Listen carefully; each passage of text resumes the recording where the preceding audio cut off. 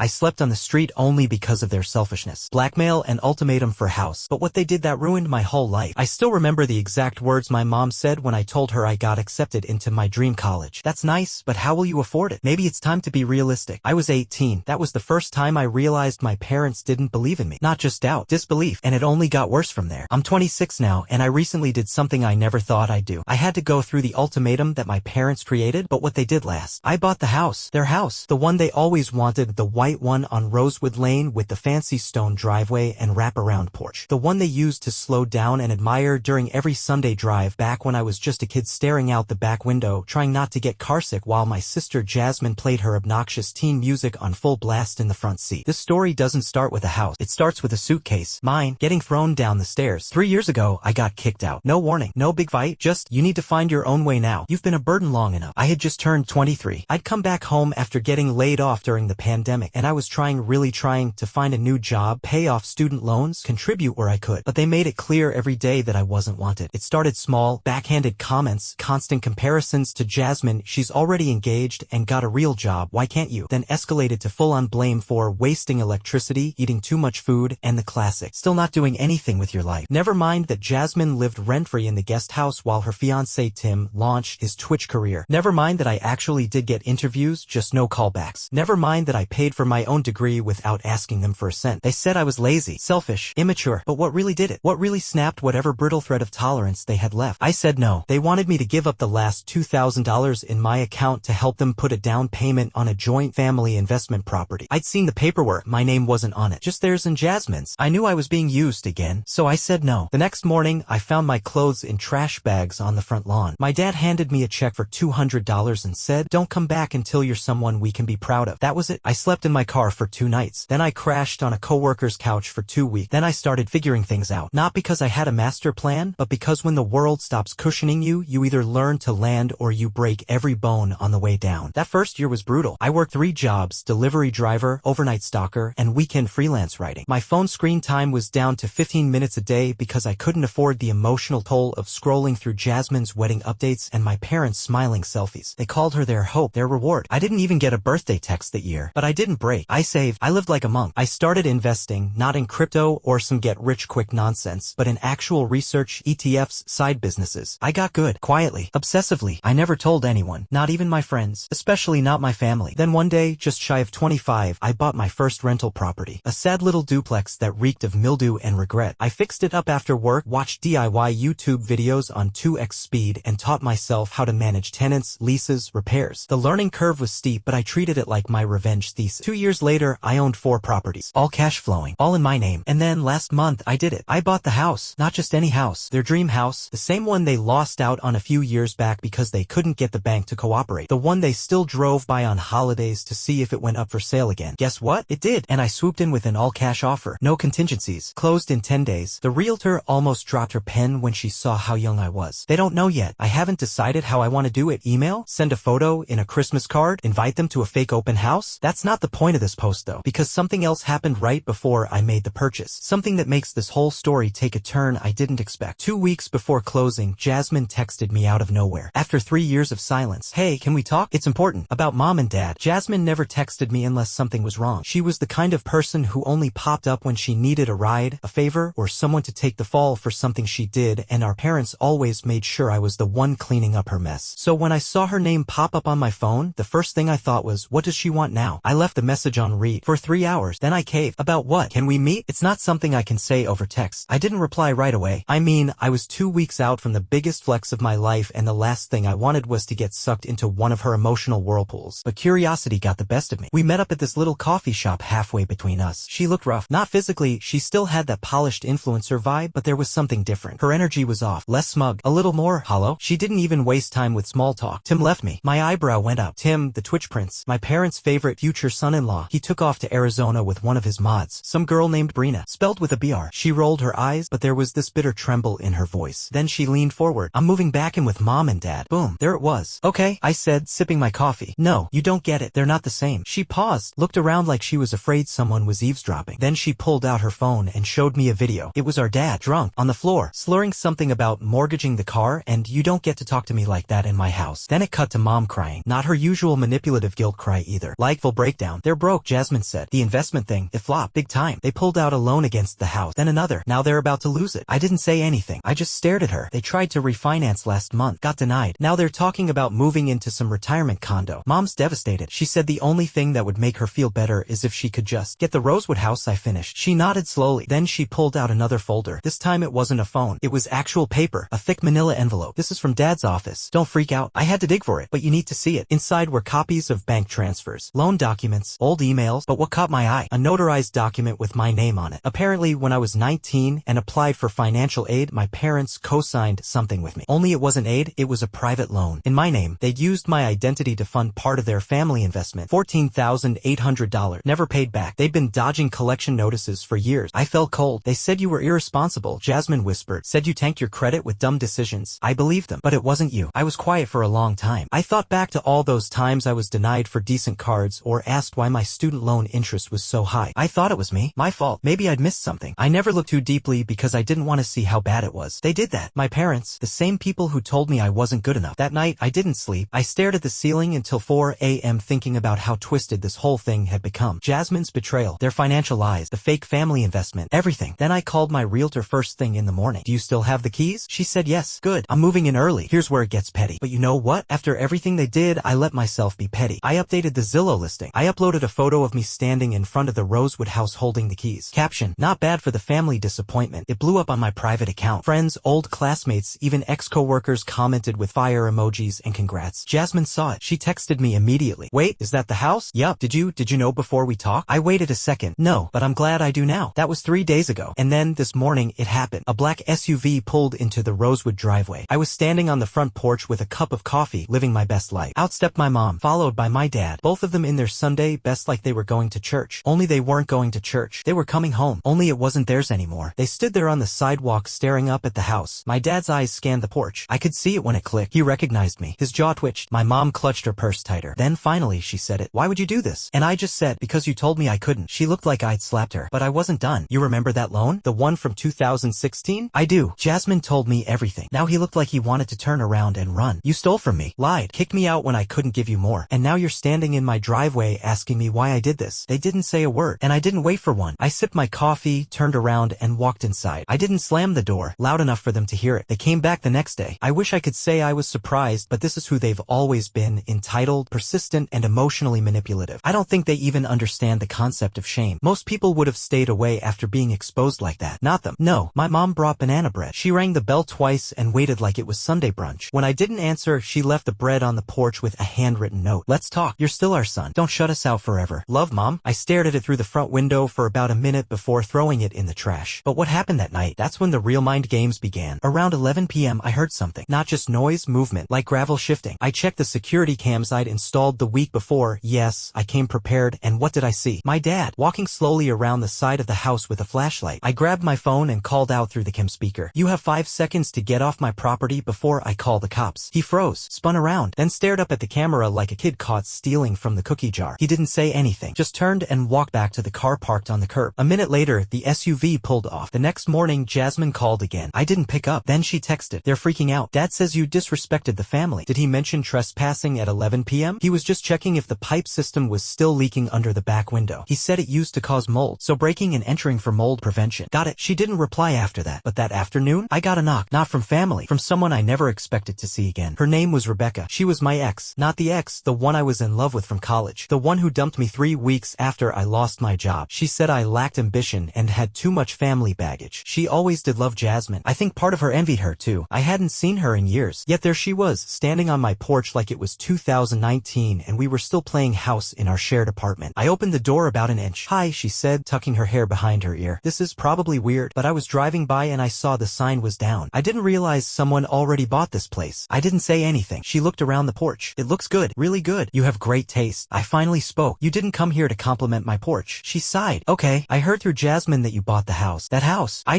don't know. I felt like I had to see it for myself. And I guess I also wanted to say congratulations. I didn't think you'd make it, honestly. She said it like she was ordering coffee. Like it was casual. Not sure if that's a compliment or an insult, I replied. She laughed, but there was no humor in it. Just discomfort. She looked like she wanted to say something else. Maybe even apologize. But instead, she said, they're all spiraling, by the way. Jasmine, your mom. I think your dad's planning something dumb. He keeps talking about how you wouldn't have succeeded succeeded without what they taught you. I almost choked on my drink. They taught me what not to be. Rebecca gave me a small nod. I should go. Just wanted to say I was wrong about you. I didn't reply. She walked away, but what she said stuck in my head the rest of the night. He's planning something dumb. 2 days later, I got the letter. Hand-delivered. No postage. Just slid under my door in a white envelope. Inside, a single page. Offer of co-ownership, Rosewood Lane property. Signed by my father. Initialed by my mother. I read it 3 times just to be sure I wasn't hallucinating. They wanted me, the disappointment, the deadweight, the freeloader who couldn't hold a job, to formally add them to the property deed. In exchange, they'd resume a supportive family relationship and cover partial expenses for maintenance and utilities. In other words, you give us access and we'll pretend we never disowned you. I almost laughed, but then I read the last paragraph. It would be in everyone's best interest to come to an agreement. Family secrets don't need to be aired. Let's keep this clean. That wasn't a letter. That was a threat. I scanned and forwarded the letter to a lawyer that same day. I didn't want this escalating into something bigger, but I also wasn't stupid enough to ignore veiled threats. My lawyer's response? They're bluffing. But document everything. If they step onto your property again, call the police. So I did. Cameras, photos, copies of texts, everything. Because if my father was planning something dumb, I needed to be ready. And he didn't make me wait long. 2 mornings later, I woke up to the sound of metal screeching, grinding. I ran to the window. There, in the driveway, a moving truck, and my dad, giving directions to 2 men unloading furniture. My furniture. I didn't even put on shoes. I ran out in bare feet, down the steps, past the porch, straight into the driveway. The movers were halfway to the front door with a couch I'd never seen before. Beige leather. Ugly. My dad had a clipboard in one hand and was pointing to the garage. Excuse me, what the hell do you think you're doing? The taller mover froze. The shorter one actually dropped his end of the couch and it landed with a loud thud on my concrete path. My dad turned slowly. You're up. Good. We figured we'd get the big stuff done before it got too hot. I stood there, dumbfounded. You're moving furniture into my house? Our house, he corrected, without even blinking. This whole attitude of yours has gotten out of hand. He turned to the movers again. Keep going. That's the guest couch, goes in the back room. Touch my doorknob and I swear to you, I'll have every one of you arrested. The movers stopped. Finally, one of them set the couch down and looked at my dad. Sir, is this not your property? I didn't wait for the response. I whipped out my phone and called the police right there in front of everyone. I made sure I was loud, clear, and exact. Yes, I need officers at my address immediately. A man is attempting to illegally move furniture into my home and is claiming ownership. I have proof of deed and a restraining instruction against him. That last part? A bluff. The restraining order hadn't been filed yet, but it got the job done. My dad's face twisted into something ugly and unfamiliar. The kind of expression you see in old mob movies right before someone flips a table. He didn't yell, didn't argue, just clenched his jaw and turned red. The cops arrived in 6 minutes. Not fast enough for my heart rate, but fast enough to catch the truck still idling and furniture sitting awkwardly on my lawn like it was waiting to be claimed by someone sane. The confrontation was calm, civil on the surface. My dad tried to talk to the officers like he was the victim, said it was a family misunderstanding, that he helped pay for the house. He didn't, said I was having one of my episodes. I've never been diagnosed with anything. I handed over the deed, my ID, the surveillance footage from earlier that morning. The officers looked at him, then at me, then back at him, and told him to leave. They didn't arrest him. First offense, no damage done, technically no forced entry. But they did file a report. That was all I needed, because that report, that was my key to actually filing the restraining order the next day. He hasn't come back since, but Jasmine did. Oh, did she? She showed up that evening like a woman on a mission, storming past the porch and banging on the door like it owed her money. I opened it just enough so she couldn't push her way in. Are you out of your mind? You had Dad removed by police? He broke onto my property. That's called trespassing. He was trying to move their things in. They thought you'd come to your senses by now. I laughed right in her face. She looked ready to slap me. You're being cruel, she hissed. They're your parents. They're criminal. They stole from me, lied, kicked me out, used me, then tried to force their way into my life again. I owe them nothing. They're losing the other house. They needed somewhere to go. They could have asked, but instead they tried to guilt, manipulate, threaten, and break in. That's not family. That's a home invasion. She stared at me, jaw tight. Then, in that snide tone I remember from childhood, she muttered, you really think you're better than all of us now, huh? I didn't even answer. I just closed the door in her face. 2 days passed. Silence. I thought maybe it was over. Then the email came. Not from Jasmine. Not from my parents. From Tim. Yes, that Tim. Jasmine's ex-fiancé. The golden boy. Twitch streamer turned gym rat. Mister, I'm building a brand, babe. Subject line. Heads up. You'll want to read this. I hesitated. Opened it. Inside were 4 attachments. PDFs. Screenshots. A single sentence in the body. Figured you'd want to see what Jasmine and your parents were up to. Sorry it took me this long. What I saw next made my stomach twist. They tried to sell the house. My house. They had created fake documents, modifying my name to match my dad's, even mocking up an estate transfer letter suggesting he was the true owner and had just let me stay in it to help build credit. The listing hadn't gone live, but they'd sent the doc to a private investor Tim used to know through a friend, hoping for a fast cash deal before I could catch on. It was fraud. Clear. Documented. Traceable. I forwarded it all to my lawyer. 10 minutes later, she called. We've got them. That's where we are now. Investigations are happening. Calls are being made. And my parents, they're suddenly very quiet. No more banana bread. No more letters. Just silent. But here's the twist you won't see coming. Jasmine, she just texted me an hour ago. Said she's done with them. Wants to talk. Says we're still siblings no matter what. I haven't answered her yet because honestly, I don't know what I'm more afraid of. Letting her back in or learning that she's just like them. I wish I could tell you I ghosted Jasmine. Blocked her number. Moved on. Stayed cold. But I didn't. I let her in. Maybe it was the way she said they forged things in my name too. Maybe it was how her voice cracked on the call that night. Maybe I just needed to hear someone say it. That our parents were never going to change and this wasn't my fault. We met again. This time at my place. I didn't let her in the house. Just the porch. She looked different. No makeup. Hair in a messy bun. Hoodie. No jewelry. She didn't try to charm her way through it for once. I think they used my name on a line of credit last year, she said. I only found out because one of my credit cards got declined and when I pulled my report, there's a loan I never opened. She looked up at me, tears just starting to build. I think they're spiraling. I didn't say anything. I'm not asking you to forgive them, she added quickly. I'm not even asking you to fix anything. I want out. I want to start clean. Away from all of it. I watched her. Waited. And the house. I asked. I don't want it, she said instantly. I never did. That was them. Not me. There was a long pause. But I think they're planning something else. She was right. 3 days later, I got a visit. Not from them. From Child Protective Services. I'm not kidding. 2 CPS workers showed up at my door asking to verify a report filed by a concerned family member that I was housing minors in unsafe conditions. I don't even have kids. I asked for details. They said the report came from an anonymous tip alleging I had unregistered tenants and unfit conditions for children under 10. I showed them the security footage of the past month. My deed, my ID, my entire empty second floor. They apologized and left, but they left a card too. In case this escalates, one of them said. We get reports like this sometimes when families are in conflict. I called my lawyer again. She didn't even sound surprised. This is retaliation, she said. They're trying to create chaos. They know they can't win legally, so now they're trying to ruin your life by volume. We filed a cease and desist that same day. The police report from the moving truck, the forged sale docs, and now this. It all built the case. But that wasn't the last twist, because then the bank called me. Not my bank, their bank. Turns out my parents had tried to use my identity again, this time as a co-signer for a property repair loan on the house they were about to lose. Only the underwriter recognized my name from a fraud alert I'd flagged 2 years ago. The loan didn't go through, but the fact they tried it, that was enough. I called Jasmine. You said you wanted out. I believe you, but I need to know, were you part of this? Silence on the line. No, she said finally. I swear to you, I haven't spoken to them in a week. I even changed my number. They filed a CPS report, I said. Oh my God. Then she whispered something I'll never forget. I think they're unraveling, and I don't know how far they'll go. I don't even think they see you as a person anymore. Just a bank account. It ended how you'd expect, but not in a courtroom. Not in some dramatic final showdown. It ended when I did something simple. I posted a screenshot, just one. A portion of the forged sale document with my name misspelled and my dad's signature underneath it. Captioned, they said I was the disappointment. So why do they keep signing my name to things? I didn't tag anyone, but word spreads. Within a day, people who knew them, people from church, neighbors, old coworkers started commenting. By the weekend, my parents were toxic to everyone they used to impress. One of their close friends emailed me privately to say she'd cut them off after seeing what they did to their own child. The house, quiet now. I fixed up the guard, painted the porch swing, installed blackout curtains for peace. I still keep the cameras rolling, still check the footage every night just in case. Jasmine? She moved out of state. She sends the occasional text. She's working at a nonprofit now. I think she's trying to rebuild herself piece by piece. And me? For the first time in years, I'm not waking up with a weight on my chest. I've got plans to turn the upstairs into a rental unit. Passive income, more stability. The house they wanted so badly, it's my fortress now.